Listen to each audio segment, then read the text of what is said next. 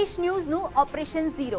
આ ઓપરેશન ઝીરોની આગ આખા ગુજરાતમાં ફેલાયેલી છે અને કેમ ના હોય, કેમ કે આ દરેકના ખિસ્સાને અસર કરતી વાત છે અને એટલે જ તેની ચર્ચા થઈ રહી છે ચારે તરફ। પણ અમે પણ નક્કી કર્યું છે કે જ્યાં સુધી આ આગ બુઝાવીશું નહીં ત્યાં સુધી ચેનથી નહીં બેસીએ।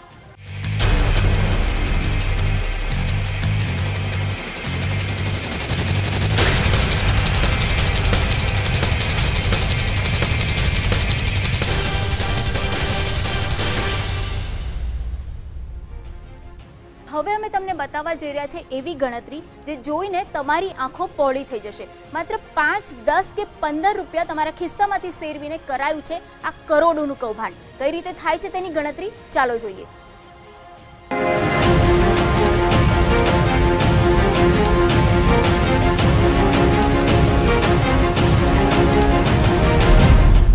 આ ગણતરી વિશે સમજણ મેળવીએ તો ગુજરાતમાં મહિનાનું સરેરાશ પેટ્રોલ વેચાણ 18 કરોડ લીટર છે અને આ આંકડા આપ્યા છે ગુજરાતના પેટ્રોલિયમ ડીલર્સ એસોસિએશને।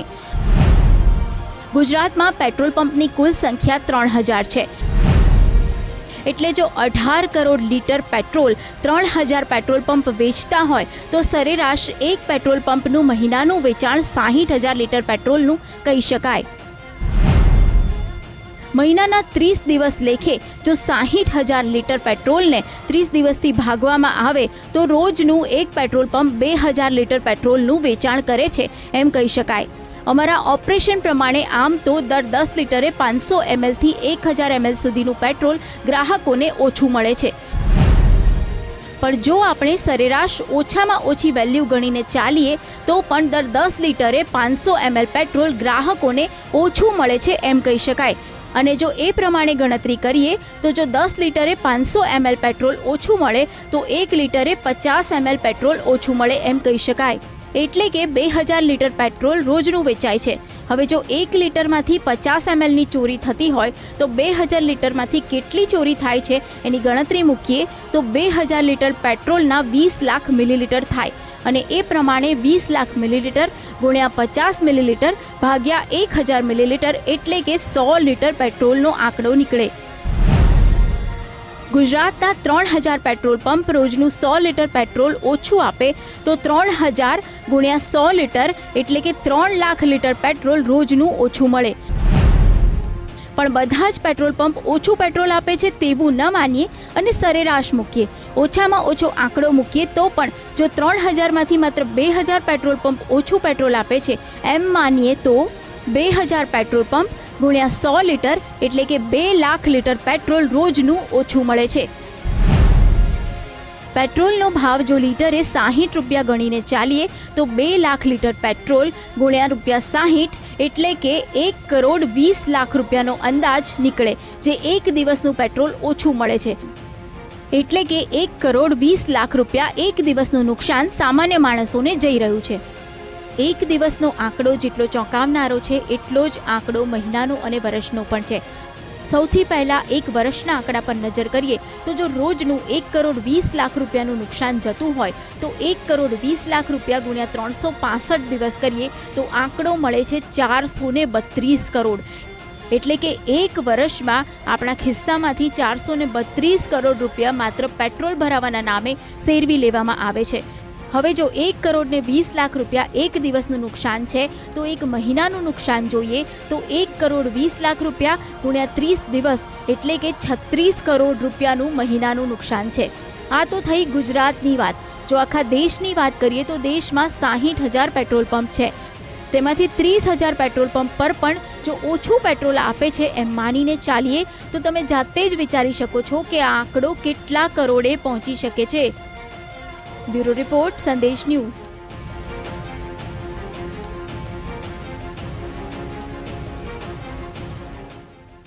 ગુજરાતમાં 1 કરોડથી પણ વધારે લોકો ટુ વ્હીલર ચલાવે છે અને આ ટુ વ્હીલર ચલાવતા લોકો મધ્યમ વર્ગના છે, નોકરી કરીને પોતાનું ગુજરાન ચલાવે છે અને એના માટે એ લોકો પેટ્રોલના પૈસા પરાણે ખર્ચે છે।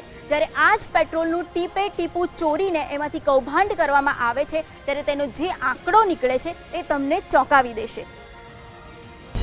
ગુજરાતમાં આરટીઓ પાસેથી મળેલા આંકડા પ્રમાણે ગુજરાતમાં કુલ 1,37,04,879 દ્વિચક્રી વાહનો છે।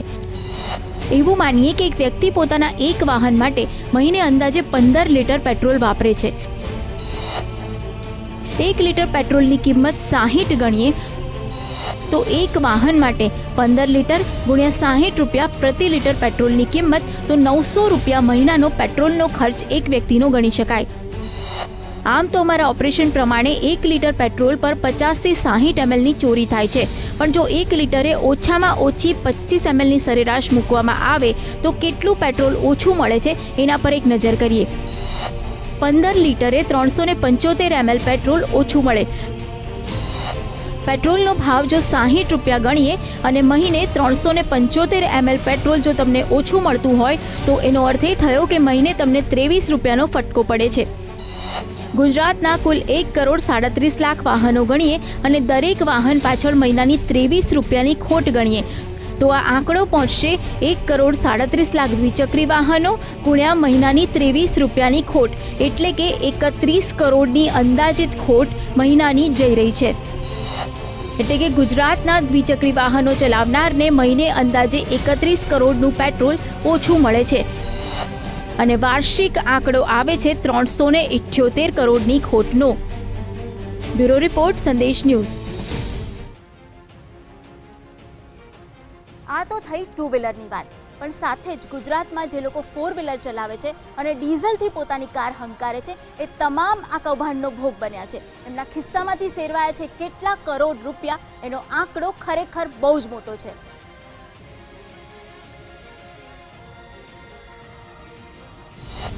ગુજરાતમાં 4 વ્હીલરની વાત કરીએ તો મોટાભાગના 4 વ્હીલર ડીઝલ પર ચાલે છે.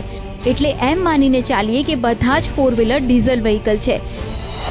તો ગુજરાતમાં આરટીઓ પાસેથી મળેલા આંકડા પ્રમાણે ગુજરાતમાં જીપ, મોટરકાર, ટેક્સી કેબ્સ, ઉતારુ બસ, સ્કૂલ બસ, ખાનગી સેવાના વાહનો, ભારે વાહનો, ટ્રેલર્સ, ટ્રેક્ટર્સ, એમ્બ્યુલન્સ અને પોલીસ વાન એમ તમામ 4 વ્હીલર્સ ગણીએ તો ગુજરાતમાં 4 વ્હીલર્સની કુલ સંખ્યા 43,37,325 થાય છે. એટલે કે એક વ્યક્તિ પોતાના એક 4 વ્હીલર માટે મહિને અંદાજે 40 લીટર ડીઝલ વાપરે છે. 1 લીટર ડીઝલની કિંમત 50 રૂપિયા ગણીએ તો એક વાહન માટે 40 લીટર ગુણ્યા ₹50 પ્રતિ લીટર ડીઝલની કિંમત એટલે કે 2000 રૂપિયાનો મહિનાનો ડીઝલ પાછળનો ખર્ચ થાય છે.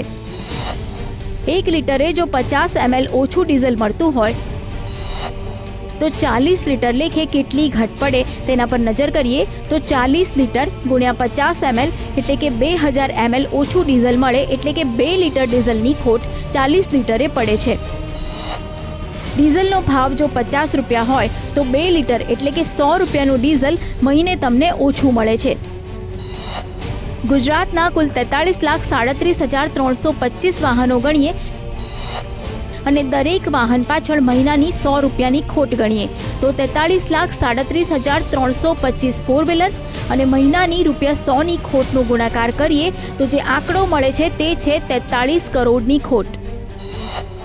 એટલે કે ગુજરાતના 4 વ્હીલર ચલાવનારને મહિનાનું 43,37,32,500નું નુકસાન જઈ રહ્યું છે.